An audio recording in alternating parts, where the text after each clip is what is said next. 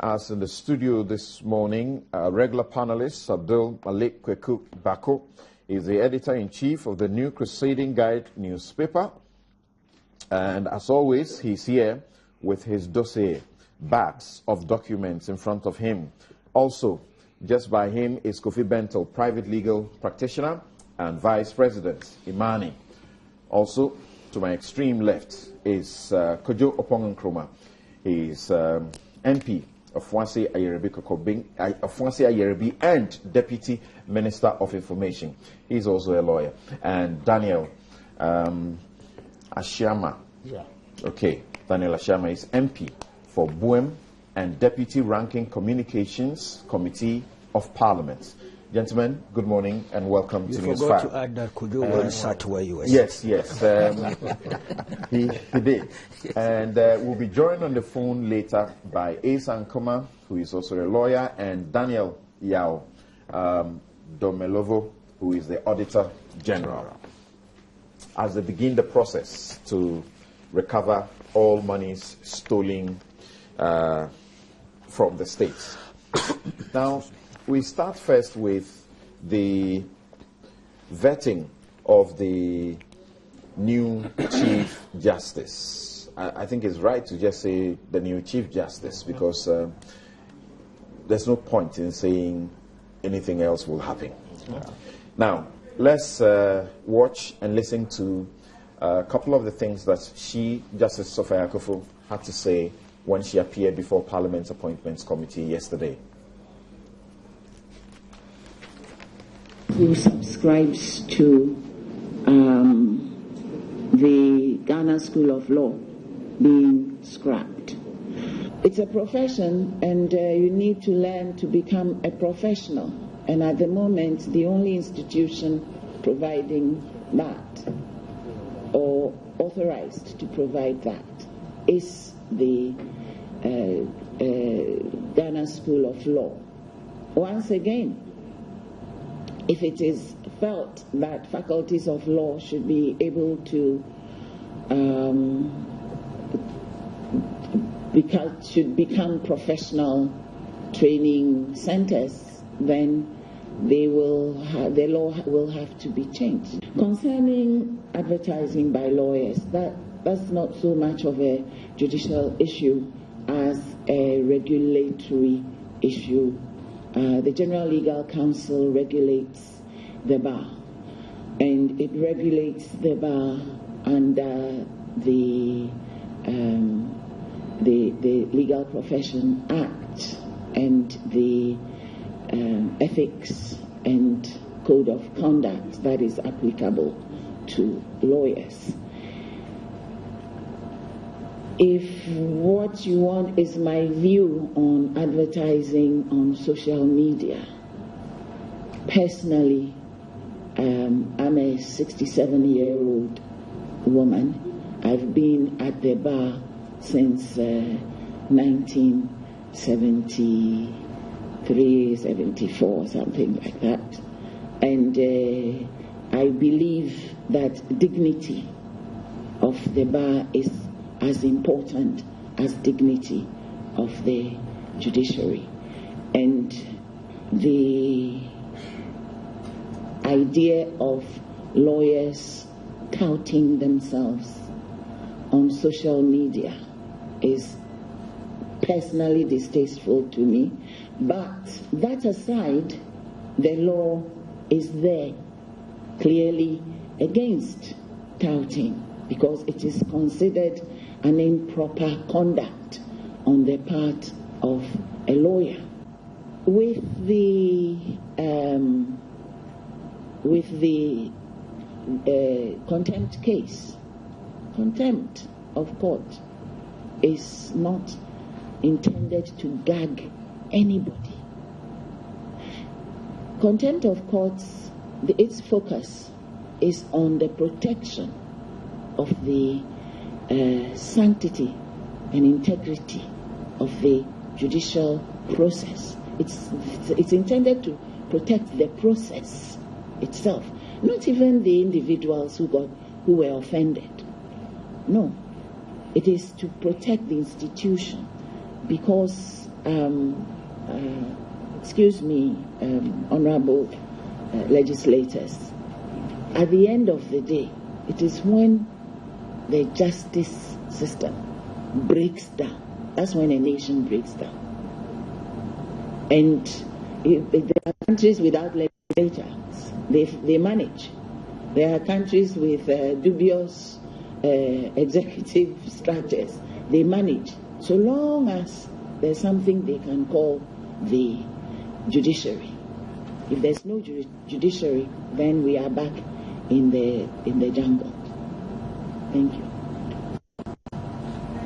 The importance is what you do about the negative impressions. Some of it you address by making your processes and procedures more open and more known, better known to the public, so that it does not seem like you're working some hocus pocus or some magic. Also, it is important that where discipline of the internal players being the judiciary, or for that matter the judicial service staff, where disciplinary issues arise, those also need to be dealt with without any favoritism and without any selectivity, and in an open and transparent manner, so that those outside know that something is being done, and those inside know that something is being done and will be done if they also breach any of the rules. That's Justice Sophia Akuffo. And joining us on the phone lines is Ace Ankoma, who will be part of this first segment of the discussion, and subsequently will rejoin us as we discuss the victory that Occupy Ghana secured for Ghana in the Supreme Court, the orders of the court on the Auditor General and audit process. Ace, good morning and welcome to Newsfile. Good morning, and thanks for calling. Right. Now, Ace, I start with you, and let's look first of all at the process itself. What was appalling for you? Let's deal with those first. What was appalling? I will admit to you, I left court around 2 p.m. and I joined the discussion. I was not exactly impressed about some of the stuff I heard. Well, we have a procedure in place. This is for will or for woe. I think that we will do ourselves some favor if we check not just the existence of the approval process, but what goes into it. So I'm trying to be very diplomatic. And so, yes, this was not everything that... Can you try avoiding being diplomatic? That's where we want to start. It was not every question which I felt was really relevant or was deep and sufficiently searching. I'd have expected debate on her firm judicial opinion, the structure between substantive law and procedural law. Mm-hmm. Because one of the themes of the court now, in charges led by people like Justice Dr. Dateban, was to say, let's emphasize on the substantive law and let's be careful about procedural law coming in to sometimes affect substantive justice. Right. And so, but after Justice Dateban left the court, you can see that the court is beginning to shift to checking up again whether the procedural law has been complied with under certain circumstances. Now, that balance between substantive and procedural law is a critical theory of justice, which affects ultimately, it's not the work that the court does. But so one would expect that at such a critical event, there's a more focus on judicial mentality, judicial attitudes, and stuff like that. well, that somehow that those are aspects of it that I found missing. I would say I found it appalling, but that's all the stuff that I thought was missing in the discussion. Okay, hold on briefly, Kojo. What did you observe that made you cringe? Ask yourself, well, I'm a member of parliament, but what's going on here? Samson, good morning, and good morning to the colleagues in the studio and to Ace on the phone line and to your viewers and listeners. Something that made me cringe, I don't recall. I think that all in all, the exercise was a decent one. This is a lady whose qualifications are not in doubt. Her legal opinions, sometimes even if you look at all of us who are sitting around the table and you ask yourself whether or not you're even qualified to ask her questions, you may feel intimidated if you read some of her opinions. I was impressed more with her answers because she very quickly and clearly skirted around the issues that were sub judice. She skirted around the issues that even some of her own rulings. They're really about issues that were sub judice. Almost too many things were sub judice, and so she couldn't deal with. Sub judice means matters pending in court, so she couldn't deal with. Yeah. And then you find questions also that her response were that these are likely to come before the court. Yeah. So what else was she going to talk about? Well, but that's the nature of the job. That's the nature of the job. She is in a particular position where, first of all, she's a member. I mean, and the fact that she's Chief Justice doesn't mean that she's no longer a Justice of the Supreme Court. She's still a Justice of the Supreme Court. She doesn't want to make comments about matters that are yet to come before her or even pending before her. So I think at a point it became obvious that some of those specific questions were questions that we should probably even stay away from. No, I didn't all like over the that. world. Particularly matters that are yet to come, because you are supposed to give a guidance, policy-wise, as to how you are going to focus the court. I disagree. All over the world, you would hear more when Chief Justices are being vetted. Questions about philosophy. Questions about their judicial philosophy, their philosophy in restructuring the courts. And that was another area, for me, the biggest area that I took away. The fact that she's very focused on ensuring that we have high-quality justices and lawyers, high integrity in the courts. She talked about speed. She talked about technology.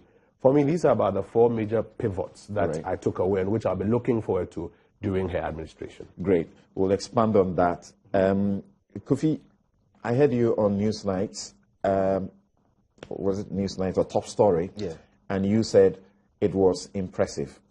Okay, so let's move beyond impressive. Let's look at what was not impressive for you. Okay, so actually I agree with both Eze and Kojo, but I differ a bit. You see, this thing about it may come before the court, and therefore I cannot speak about it.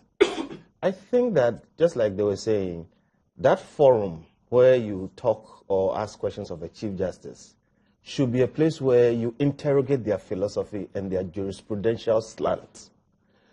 I'd like to compare that to the U.S., where every justice of the Supreme Court in the U.S. is known in terms of their slant on the big issues that can turn the society. Right. Abortion rights and this and that and that. And that is very clarifying. So for me, the matter hasn't come. But why is it a problem for us to know what your views and philosophies are concerning this? Now, because we don't discuss these things openly, I didn't have much of an expectation, for the vetting process. Because what are we going to talk about? Okay, I would have liked a situation where we really put it up and say, and this question that is raised about the substantive and procedural, it's a big issue for me. I had many debates in law school about that thing. That justice must be more substantial than procedural, but that's another matter. Okay, but if we were going to go into these areas, then we'll say this vetting, let me cut it. But personally not expecting those questions to come, the heavy issues of philosophy and jurisprudence and, your personal slant and things, I found the process very useful. Questions like how will she deal with the issues of empaneling justices? It has been very important in this country for many years. And the suggestion from Parliament was that, would you publish a paper on that? So we get a sense of the principles. That was profound for me. And I was very impressed that question came up because it is something that we need to deal with. Okay, so yes, I think a lot could have been desired, but we have not cut ourselves as a nation or even as Parliament into a certain mode where we will go into those weightier matters, okay, that will really make such a vetting, exciting for people like I go to Kwaku before I come to Honorable Daniela Sherman. But, Ace, some issue is being raised here about matters that are before the court and so she can speak, and matters that are, she says, are likely to come before the court. And Kofi Bentil suggests that why not? We ought to know where you stand on some issues, like happens in the U.S. You know, when a lawyer and an advocate is going before the U.S. Supreme Court, he knows which of the judges to address on which specific issue and which judge he should not waste his time, debating on a particular issue. Why is that not the same in our system? Let's look at it this way. If we had dived more into her judicial philosophy and gotten from her indicators as to whether she's conservative in her legal philosophy, whether she's liberal in her legal philosophy, whether he believes that the Supreme Court has the power to make law or simply interpret the Constitution. These are key things that one of the leading countries that goes through this process with the United States. These are key things that you find in the vetting process. We just watched one, a month or so ago. It was deep, it was searching, but I do not recall that specific matters, which are either pending or will be pending, were thrown at the candidate, the nominee. So let's harken back to it. The theory of it is because we've had for some time quite an activist Supreme Court, which says we don't see the law, so we made one on the basis of public policy. And she confirmed that comes naturally in their work. Yes, but there are some judges, the more conservative view is that, no, we don't have the power to think that there's a lacuna, there's a gap, and so we need to fill it. We will throw that back to Parliament. That is the conservative view of it. A more liberal and activist court gets into more the judicial realism theory of it. So one would have expected some of that to come out, and with that, you don't even need to ask a certain question. How about the case between A and B? Then she said, look, I can't do it because it's either pending or it's likely to pend. But it's a general or a more fundamental philosophical question. We can discern from that what her thinking is likely to be if it comes up. You see what I'm saying? So that maybe we can be too theoretical about a theory that one would have expected them to pull from her. And she has a lot of theory. Okay. She does have a lot of it. Right. That is one area that I felt was lacking. Right. But the specific one, I think she was right in saying that, I can't speak. I see. Thank you. I'm coming to Kwaku to ask Kwaku whether you thought that some use this platform to attempt to do some politics unnecessarily, and she appears to have a certain attitude towards addressing some of those questions. But when I come back to Ace, I want Ace to be thinking about this. He made certain comments, including that a judge is not worth his judicial oath or his position as a judge if you can't keep fidelity to the law, but you want to pander to the appointing authority. What you think that would mean for her administration as the Chief Justice? Yes, Kwaku. Well, let me confess, I didn't have the chance, the opportunity, the time and space to watch the programs. I'm a bit handicapped. Okay. What I've picked up, but I picked tidbits of news reports, right, and some playbacks, courtesy your station and one or two. So, to be honest with you, I'm handicapped. I was distracted by some domestic challenges, and I had no choice but to deal with those challenges. Right. Yes, and I've been reading the Daily Graphic and things. The politicization, I think it was on Joy, you played back that part where she was talking about extreme politicization. Yes, and I got the impression that, you see, there are people who think, and we discussed this last week here, a little bit of it, that if you are appointed by a particular president or administration, then you might end up pandering to that particular administration or president. But we showed that in our history, judicial history, we've had examples where people who were even political functionaries, but subsequently became justices of the courts. doing things that went against those administrations that they were associated with. Okay. And there are many such examples. I remember recalling Mr. J.E.K. Akins, who was Attorney General and Secretary for Justice under the PNDC. And if you recall his role, his judgment, or he was part of the majority, the 31st December as a public holiday.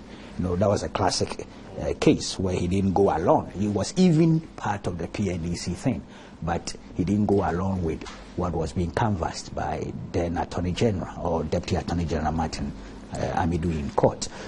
That this lady herself, she was appointed by Rawlings onto the Supreme Court. That's so. And then subsequently she's been appointed as CJ by Nana Akufo-Addo. Now you check her track record. She's given various judgments that didn't go in one direction. So it's the law first. Their faith to the oath they swear, as well as the law. Then the advocacy, of course, that comes in the court. So to be honest with you, I share the view that she made. But we've done that over and over. We've done that. Let's be honest. If you recall the fast track court case, the constitutionality or otherwise of the fast track case, when it was passed, and how political elements took on the Supreme Court, thinking it had been manipulated, and particularly when the review process was activated, and it became 6-5 instead of the 5-4. We all know what happened in this country. There were lawyers. There are people who know the law, senior practitioners of the law, who knew that a review process entails an additional, addition of some judges. They knew that. They had 9 sitting the first panel. Obviously, it couldn't be 10. It had to be 11. One judge had to be brought in, and yet it was distorted and bastardized to the extent that it was as if there was no provision or even precedent for that. Indeed, there had been precedents as to how the review process is an additional is added in order to open up. And then you have to look for whether there's a fundamental error in terms of the judgment, the earlier one. But all this was, and that was extreme politicization of a particular judgment of the Supreme Court. And it affected many of those judges on. They were now categorized into political camps. So similar thing happened with the petition, election petition. Yes, I agree. And meanwhile, if you go back and you check some of those who sat on the petition and what their earlier judgments had been, Atuguba, if you go and check that fast track constitutional thing where he stood, he was on the side of the eventual majority, so it's difficult. That it's fair for her to raise that issue and ask all of us to depoliticize. And I was happy she said she's not talking political, she was talking politicization. There's an extension, between the two. Okay. So to that extent, I think I didn't watch, and I'm so handicapped. But overall, I think she did well listening to the news items that came out. All right. Yeah. What were your observations? Well, thank you very much. And I think I thank Joy FM for this platform. I think today is my first day of coming here. And yesterday, before even the vetting started, I was at one of the media stations, and I said it is going to be very simple and straightforward. The other person was saying, oh, it's not just going to be simple. And I said, look, Ghana is our country, and institutions must work. And if institutions must work, the government of the day must make sure that the respective executives or heads of every institution is in place. So if for all this while we are going by, or a month or two, we are going by acting Chief Justice, to me, it is good, but it's not good. The right thing must be done. And the hour has come for somebody to be vetted and sworn in. So I don't look forward for any problem for her, but people must have that right to ask questions. And such questions were asked. Some, she was a bit evasive, like we're talking about politics, about the Munche tree issues that she felt uncomfortable. But to me, those are the things she should expect on that very day, that where she's going to be the regulator of the laws or the courts in this country. But those asking the questions to you'll expect that they will research. If the questions are about law, they'll consult lawyers and not come there and demonstrate, excuse me, Yeah. quite significant ignorance, even in the questions that they pose. Yeah. I may say that it is not about ignorance here. Somebody would like to hear what you answer to this question that maybe at that particular time you were in the shoes. It is about vetting. Give you an example. Lower courts, as we call them, do not have the power to invoke themselves to punish for contempt. Okay? Yeah. It is the superior courts that do. Yeah. Now, you have questions that are coming and concentrated on Delta Force and why the Muntie punishment, the way it went. Does it mean that the lower courts, as it were, will also do what the Supreme Court did? Because the Attorney General is not going after the people to cite them for contempt. So will the judges there also call the people and punish them for contempt? Yes, those were questions. That got a lot of emphasis. Yeah, but to make it clear to everybody, I'm not a lawyer. But I'm using my general mind that we kneel to the benefit of the general Ghanaians. Because these are questions that people, as you move along the street, you go to your constituencies, you'll be asking. Somebody who is even asking these questions knows the right thing. But because we would like to actually satisfy the questions that are coming around, we will pose it to you at that particular time. Serious about that? No, sometimes it does happen, but that is not the right. That's why I'm saying that. That is why I'm saying that. Okay. To me, she did well yesterday, and questions that she has answered, and I will expect her as she moves into office. I'm sure by Monday the report will come to Parliament. She'll be sworn in Monday, God willing, because it has been signaled already. Things that his own people, colleagues, complain about, moving transfers or positions that they should get, and it has been waiting for all this while, and then a fast adjudication of cases to allay some fears or that will not allow the citizenry to become so mischievous. I think those are the things that she has to look at. All in all, she has done very well. Okay. Kofi, you want to say something? Do that in some 1 minute. And then, guys, get ready with your specific areas that you want to emphasize on, because Kojo has pointed to specific areas, particularly with technology and how she wants to advance the system. And then I'll get Ace to also tell us his expectation as an active practitioner of the courts. He'll tell us his expectation. But before that,